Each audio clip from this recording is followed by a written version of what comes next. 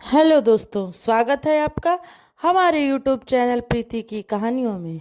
दोस्तों, शाम के 5 बजे का वक्त था। शहर के पुराने रेलवे स्टेशन पर हल्की ठंड की शुरुआत हो चुकी थी। बेंच पर बैठा बूढ़ा आदमी, वक्त ने उसके चेहरे पर गहरी गहरी झुर्रियां छोड़ दी थीं, पर आंखें अब भी हर आने जाने वाले चेहरे को उम्मीद से देखती थीं। उसके हाथ में एक पुराना लिफाफा था जो पीला पड़ चुका था, जैसे उसमें कैद अल्फाज भी बूढ़े हो गए हों। हर दिन की तरह वो उस दिन भी स्टेशन पर बैठा था, शायद आखिरी बार। कभी शहर के नामी स्कूल में प्रिंसिपल थे शिवनाथ जी।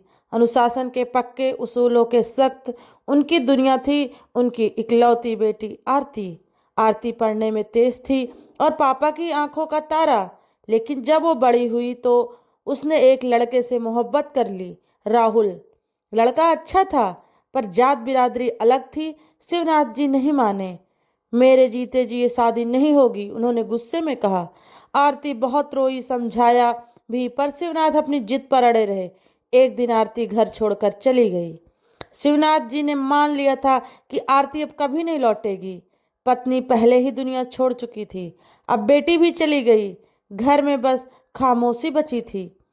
कई रातों तक वो रोते रहे। एक दिन उन्होंने वो खत लिखा आरती को, उसके दिल से, बिना गुस्से बिना अहंकार, बस एक बाप की पुकार थी उसमें। अगर कभी लगे कि बाप अब समझदार हो गया है तो लौट आना बेटा। मैं हर शाम स्टेशन आता हूँ, शायद उस दिन आ जाओ जिस दिन मैं नहीं आऊँ। 5 साल बीत गए। शिवनाथ हर साल शाम स्टेशन जाते। कोई उन्हें पागल समझता, कोई भिखारी, पर वो बस इंतजार करते अपनी बेंच पर बैठकर। लोग कहते, अब वो नहीं आएगी बाबा, भूल जाओ।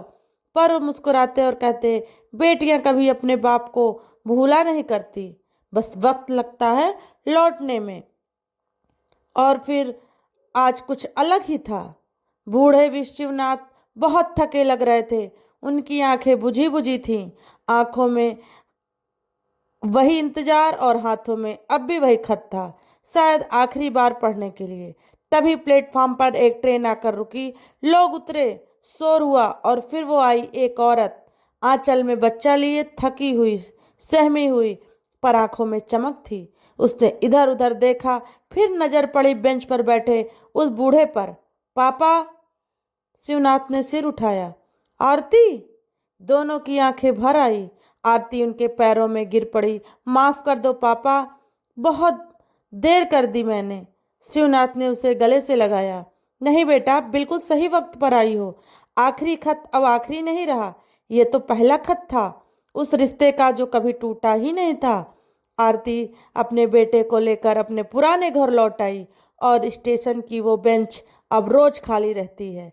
पर लोगों ने कहना शुरू किया, प्यार अगर सच्चा हो तो आखिरी खत भी पहला बन जाता है। तो दोस्तों, आपको हमारी ये कहानी कैसी लगी, प्लीज़ कमेंट करके ज़रूर बताइएगा। और अगर हमारे चैनल पर न्यू हो तो सब्सक्राइब कर लीजिएगा और लाइक शेयर करना ना भूलिएगा। फिर मिलते हैं आपसे दोस्तों एक नई कहानी लेकर। तब तक के लिए दोस्तों, जय श्री राम।